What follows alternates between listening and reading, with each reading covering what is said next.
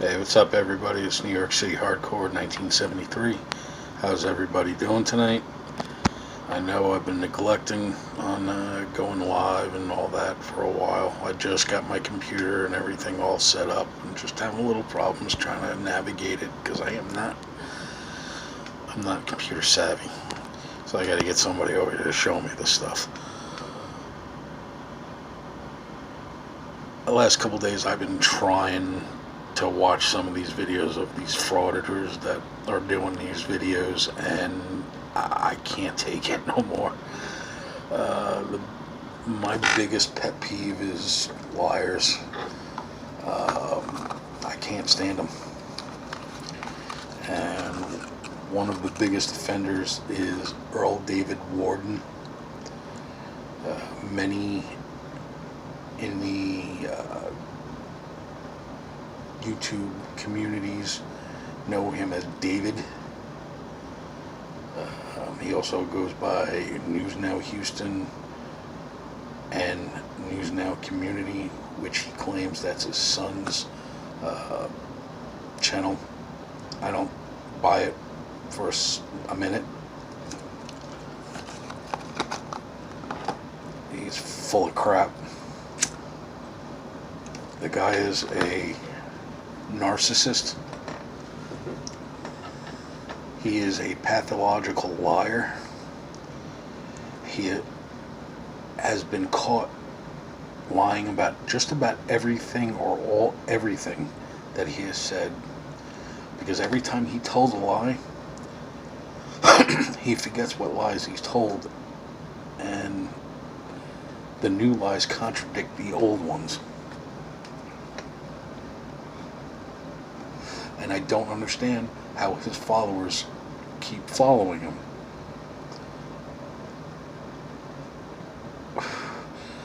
I'm starting to believe that there are just a lot of people in this world are some of the dumbest people imaginable to believe everything he says.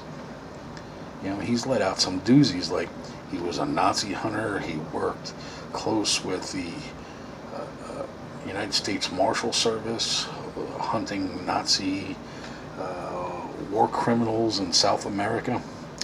Bullshit. Not with your record. Hate to tell you there, bud. That ain't happening. Not to mention, you were tossed from the military. You went AWOL twice. The one time you went AWOL for 6 months. You can't deny it, Earl. The records show. The documents have been put out there. You can't deny it. So I'm going to go through a few things, his timeline and everything. I know it's been done before by other people, but it does not hurt to keep on putting it out there. And I apologize for the scruff. With everything that's going on, I just working 2 jobs. I just haven't had the time to shave. Alright, what I'm going to start off with is I've been trying to find information online about requirements of sex offenders or registered sex offenders in Texas, about whether or not they're required to identify themselves to law enforcement upon request. I'm almost 100% certain they are, which is why you hear a lot of these frauditors, when law enforcement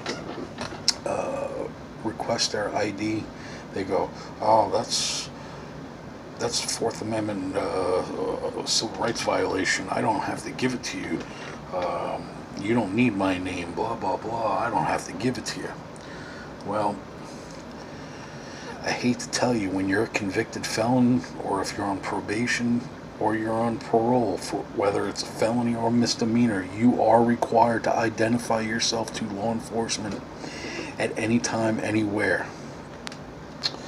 Okay. If anybody ever checks out Earl's sex offender registry on the Department of Public Safety website, I should have wrote down the link. I didn't. I apologize. Again, I'm new to this, so I'm trying to figure things out. Alright. On his registry, it says he is level 2, which is moderate. Alright, or moderate risk. According to their definition of moderate risk, or level 2, this risk level signifies that the offender poses a moderate risk to the community and, again, may engage in criminal conduct. Alright, it also says, under Texas law,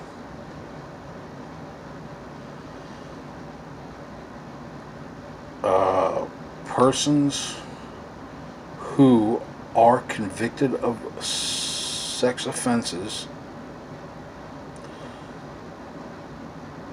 aren't allowed to live, work, or even visit certain public places. Okay, well, he does. He travels. He's required to give at least 2 days. He's required, when he goes to a different state or a different county, he's required to make contact with either that police department or sheriff's department. I would imagine the sheriff's department. And he has to tell them, I'm so-and-so, I'm a sex offender, and I will be here, blah, blah, blah, for however long.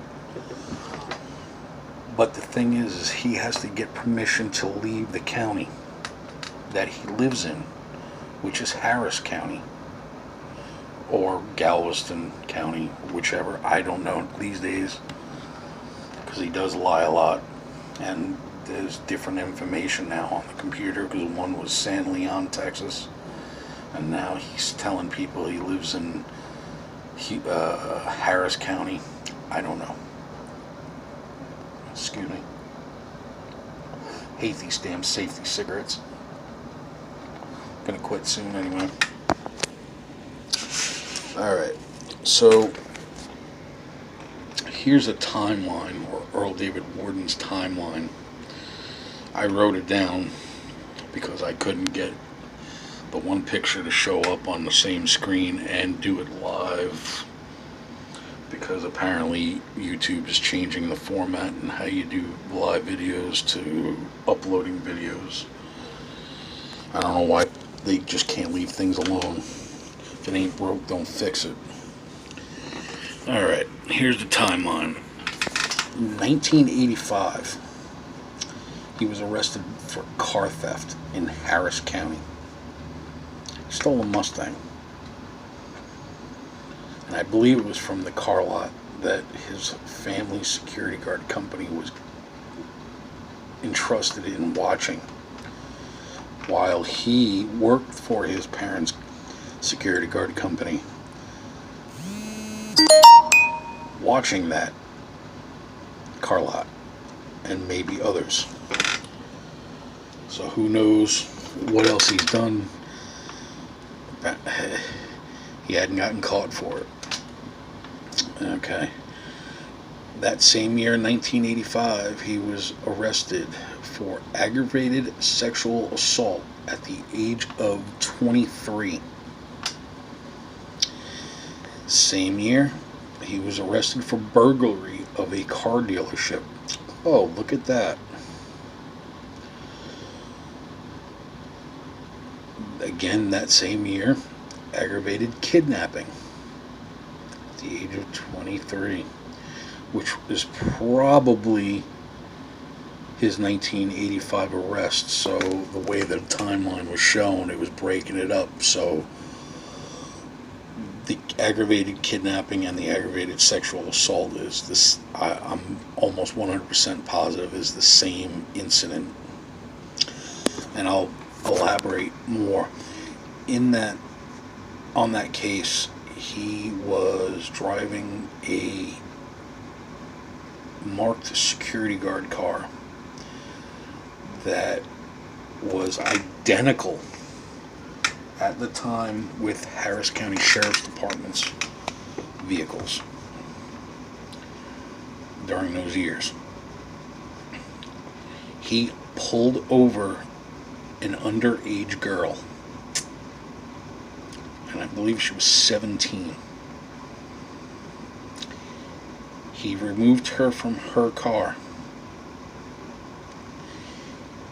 At some point, he placed zip ties on her and put her in the car.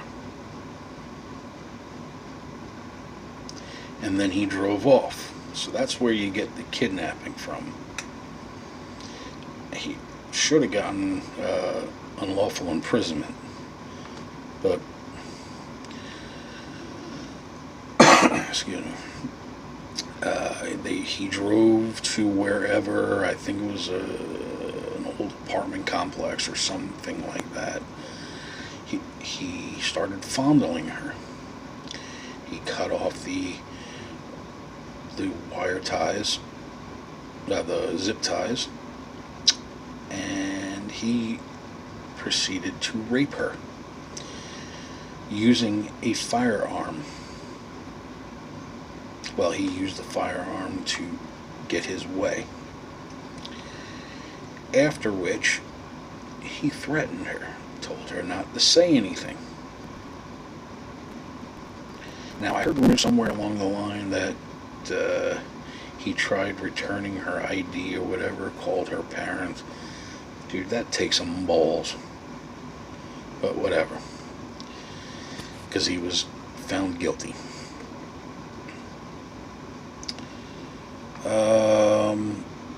So in 1985, the sexual assault felony, the court he was convicted by a jury on that case. And he was sentenced to 10 years shock probation at the age of 24. Alright, so from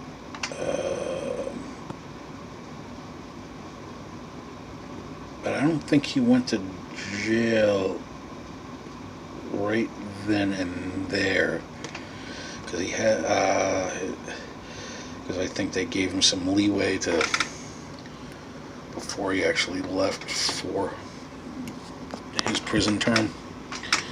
But during that time, he was arrested again for unauthorized use of a vehicle. And then he was sentenced to probation and serves 5 years prison. Again, see the way the timeline's showing, it's screwing everything up. So he probably got a unauthorized use of a vehicle, and then he served 5 years prison after that at the age of 24 because of the sexual assault, the kidnapping.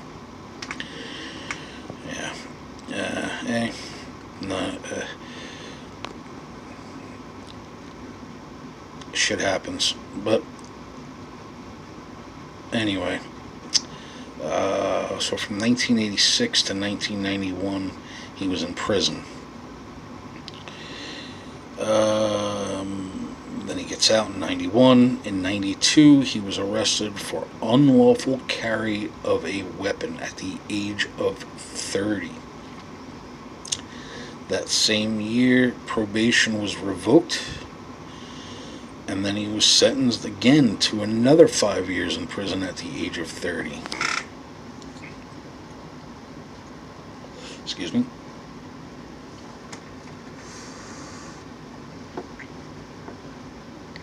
Alright, in 1994, according to the timeline, he didn't serve the entire 5 years, because In 94, it says he was discharged from prison at 32.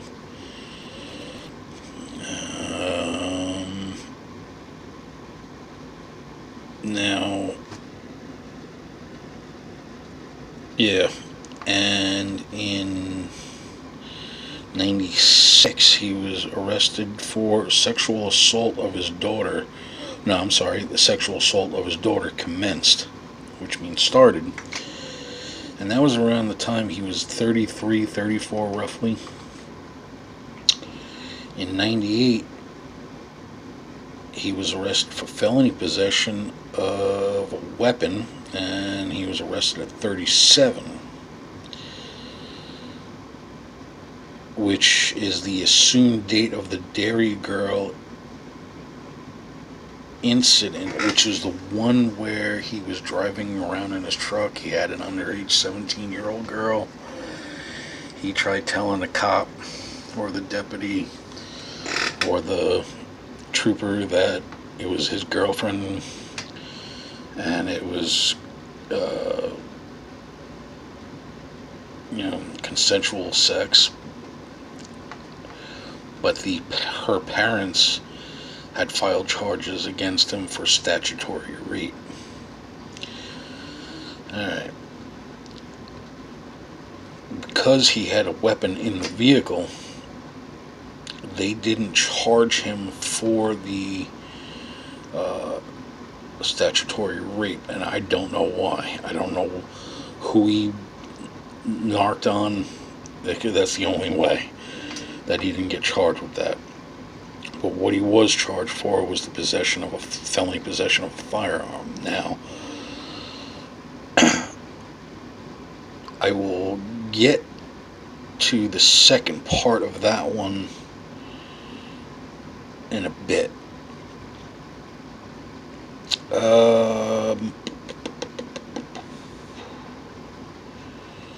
Let's see. Yeah. All right. Also in 98, he was also arrested for felony possession of a weapon. He pled guilty at 37. I think that was the one where he was caught with a firearm when he was in a bar. Not 100% positive on that one. And then prison start at the age of 37. So from 1999 to 2003, he was in prison, starting at 37, and he got out around 41 or 42 years of age. Okay, now back to that second part. In 2003, he responded to a court-term parent-child relationship. Something was going on in court that had to do with him giving up parental rights, giving it to his ex or something like that. But there was an entry that was made, a couple entries that were made, as far as the Dairy Girl, the 17-year-old girl, the statutory rape that he was arrested for with the felony possession of a firearm. He tried to pinning that, the fact that the gun was in the truck, on his ex-wife. He had stated that his ex-wife had a permit for a pistol and that she left it in a truck and he didn't know about it. Okay then. Okay.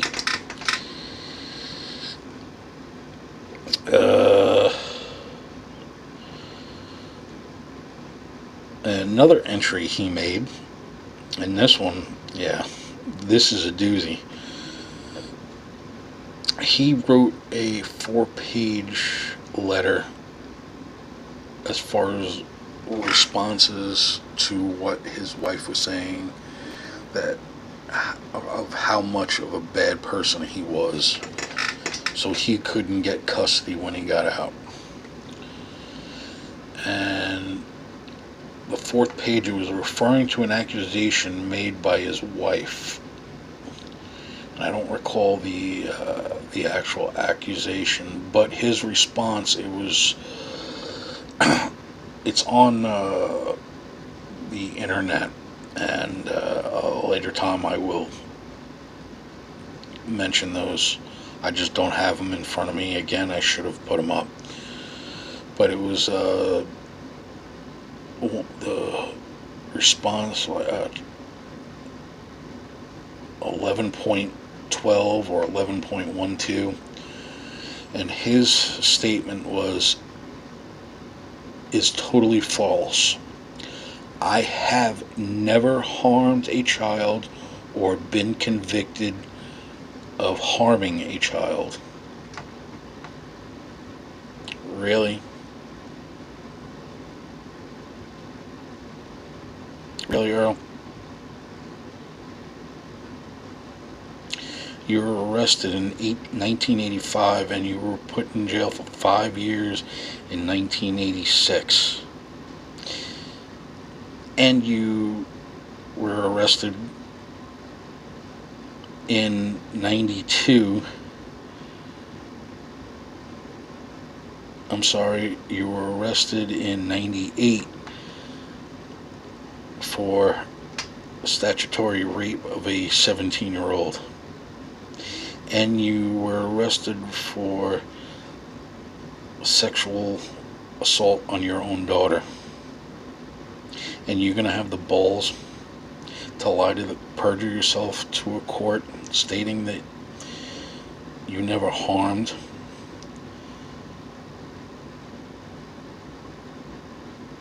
and you were never convicted of harming a child? Earl, you are a piece of shit. You do not deserve to breathe the air that we breathe.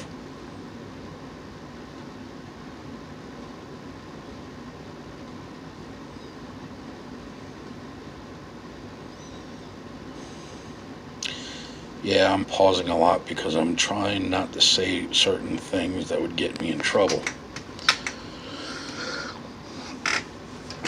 I'm going to refrain from making those comments.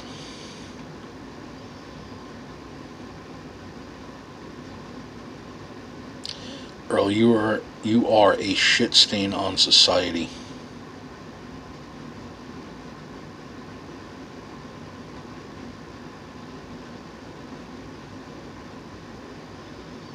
And I don't understand.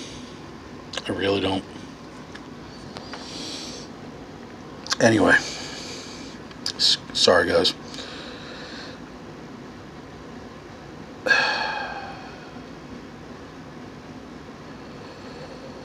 Alright, in 2015, in 2003 he was released from prison in December 2003. From 2003 to 2015,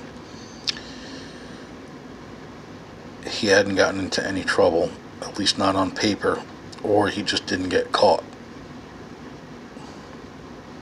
Until 2015, when he was arrested for possession of controlled substance, less than 1 gram. And then a little later on in that year, or short time after, whichever, he got arrested for interfering with duties of a public servant, which is, he interfered with a law enforcement officer during the course of their duties. 2017, he was arrested again for possession of controlled substance, 1 gram or less than. 2019, he was arrested on probable cause in the sexual assault of his daughter.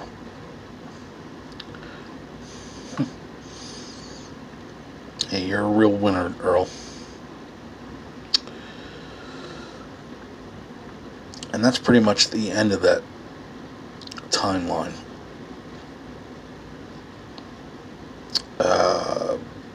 Also in 2019, he received an order of protection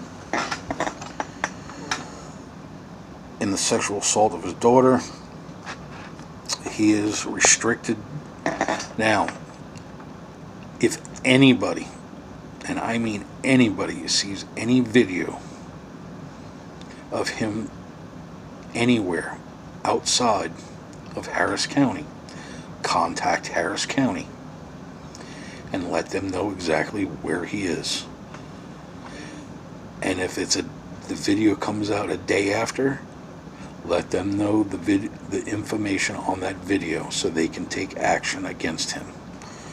Because on the protection order, it clearly states, and he agreed to it, to those stipulations or those restrictions, that he is restricted to Harris County and its contiguous counties, which means these other counties are other areas where he can go, but he can't go any further than them. Brazoria County, Chambers County, Fort Bend County, Galveston County, Liberty County, Montgomery County, and Waller County. Waller. These are all counties in Texas where he lives.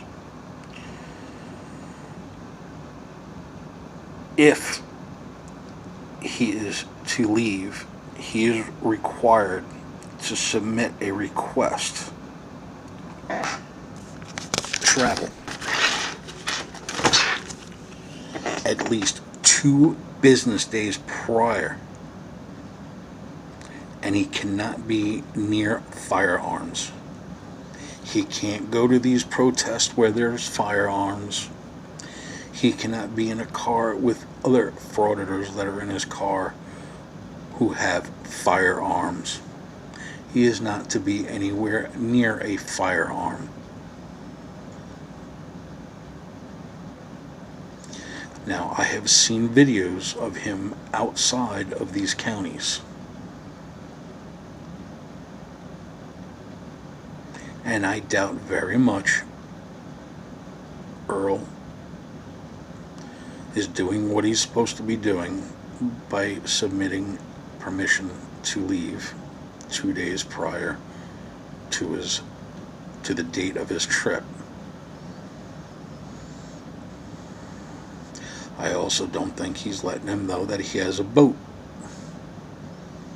and he goes out in the water. Whether or not he stays in those areas, hard to tell, because, well, one, I don't know Texas, and I don't recognize the areas that he's in.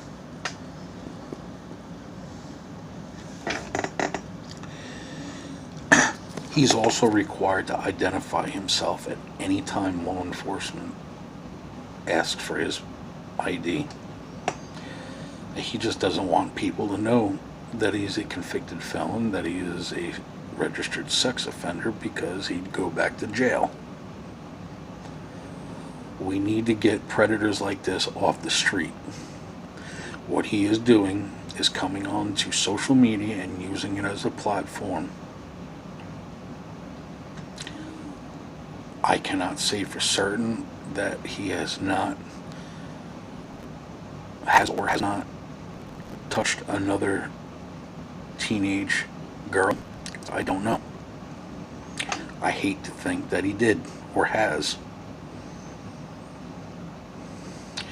But only God knows what he has been doing when he does this traveling alone.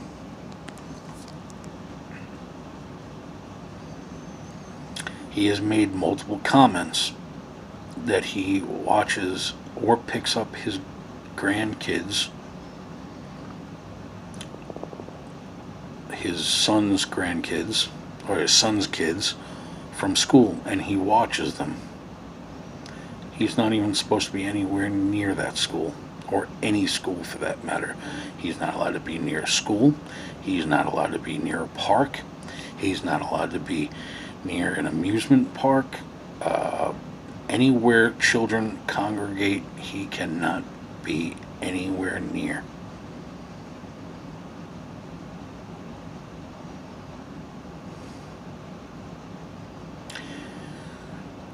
He stays on YouTube to make money. I have no problem with people coming on YouTube making money.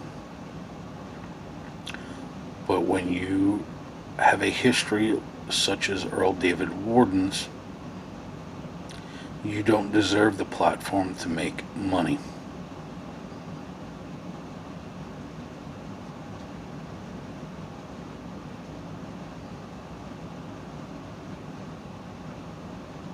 He needs to be removed completely from YouTube. He needs to be put back in prison.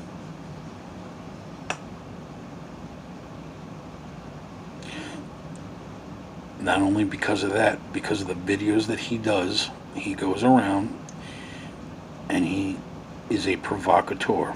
He goes around and he instigates confrontations with law enforcement. I don't know the exact, I couldn't come up with an exact percentage, but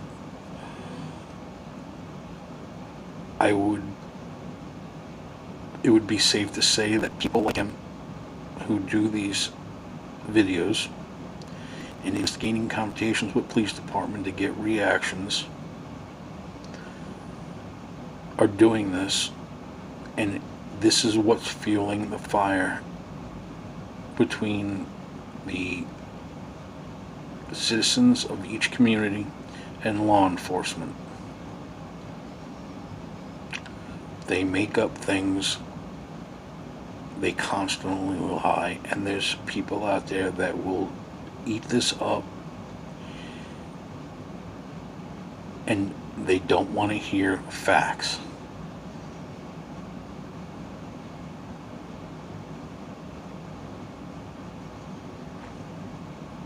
People need to start reporting his channel to YouTube to get them taken down.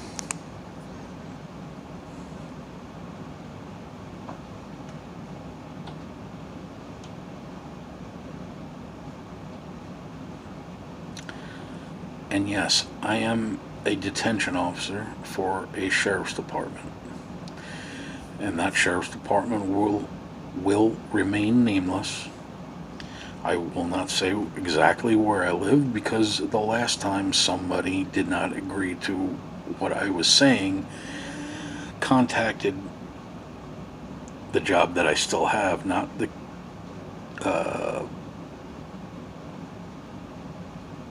detention officer position, but my other job, and tried to have me fired. It didn't work. But anytime you show any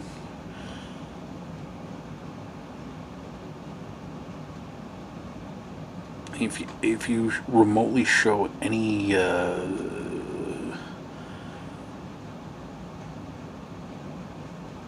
don't know what the word is I'm looking for right now, because I'm thinking about other things. You know what I mean by you try to prove them wrong, that you expose them, they immediately try to get you fired from someplace, or call you a liar, or this or that. I have no reason to lie.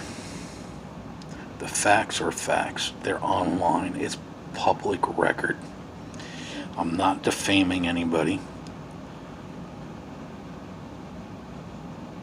I'm not lying, because the proof is on the internet. You can do a FOIA request. Hell, you don't even have to do a FOIA request, because Earl David Worden has been looked at so much, he's had so many damn microscopes up his ass. It's out there. And so have quite a few other frauditors. That's all these guys do. They're all convicted felons. They all hate cops because they keep getting caught, because they suck at being a criminal. So what would be the next course for them to do? Badmouth cops. course, they want cops defunded, taken off the street, because it would make them committing their crimes a whole lot easier so they don't get caught.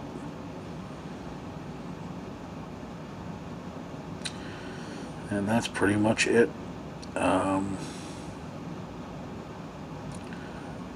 I know this ain't the greatest video. I hope what I could provide was informative to some people that don't know exactly what's going on with Earl David Worden. If you like the video, hit like, share, and subscribe. The more subscriptions I get, the more views I get, the better I'll be able to grow this channel.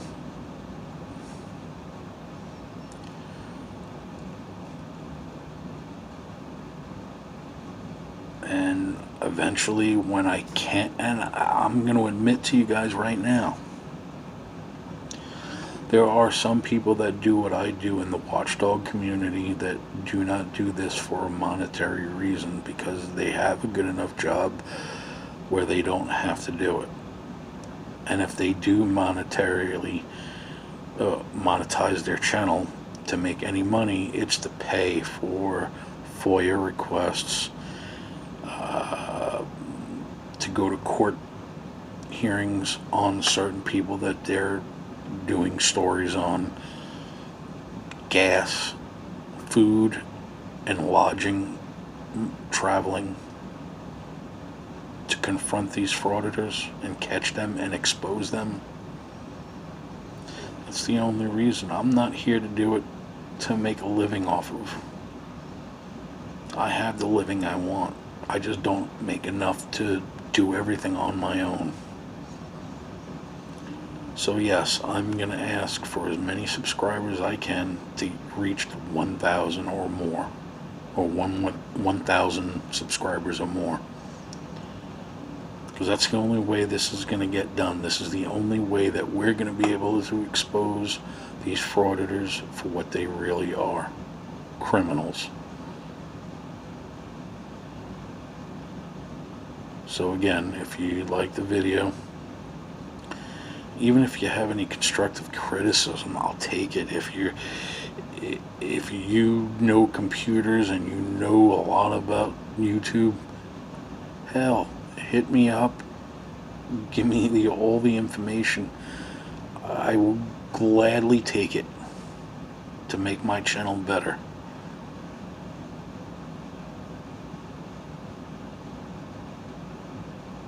But hit like, subscribe, and share it. Get it out to your friends. You never know, your friends may live in Texas. Your friends may have kids that Earl David Worden and people like him are trolling. There's other frauditors that are convicted sex offenders. But the only way that we can expose them is to get the help from our viewers and our subscribers.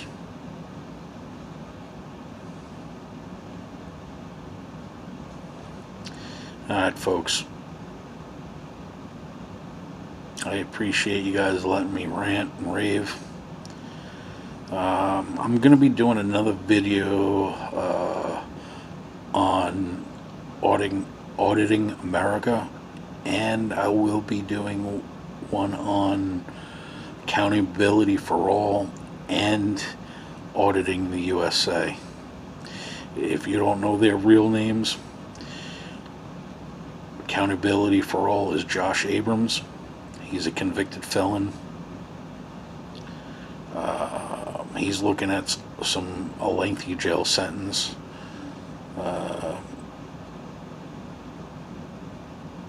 Auditing America is Anselmo Enrique Torres Morales.